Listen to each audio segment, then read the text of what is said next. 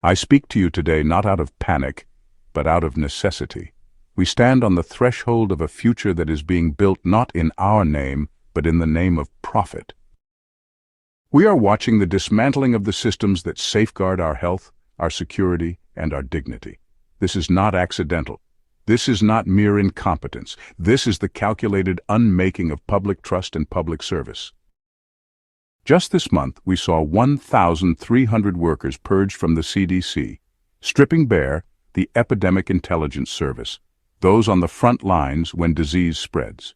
We saw over 5,000 employees axed from Health and Human Services, including vital staff at the FDA and NIH. This week, the Nuclear Security Administration stumbled as essential experts were fired, then hastily reinstated, as though national security were a scheduling error. What does this pattern tell us? It tells us that these cuts are not designed to save money. They are designed to make the public sector falter, to erode our confidence until we believe we have no choice but to turn elsewhere. And we will turn to those who profit from the vacuum.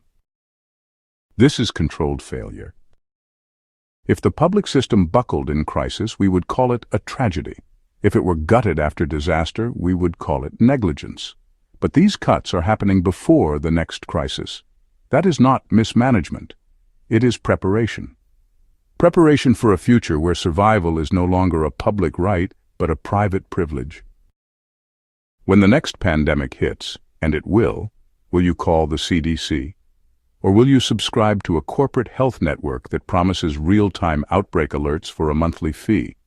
When the next wildfire rages, will you rely on public firefighters?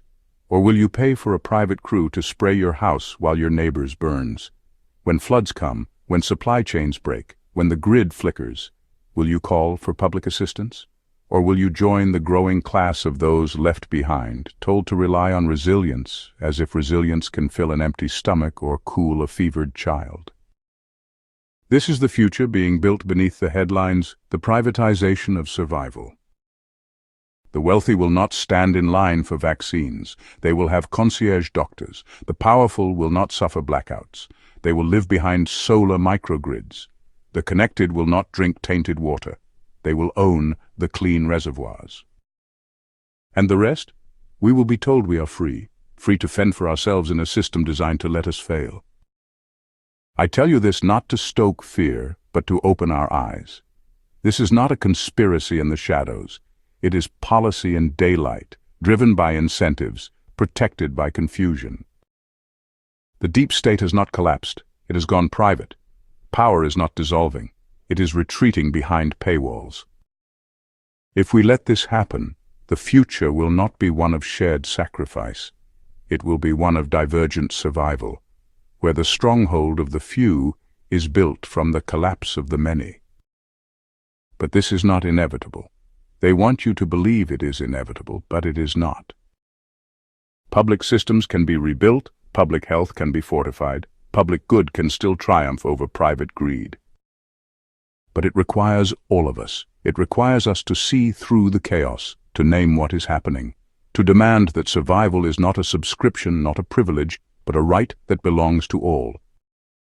If we fail, they will not need to oppress us. We will be too busy fighting for scraps to even notice that we are already defeated. Let us not walk that path. Let us reclaim what is ours.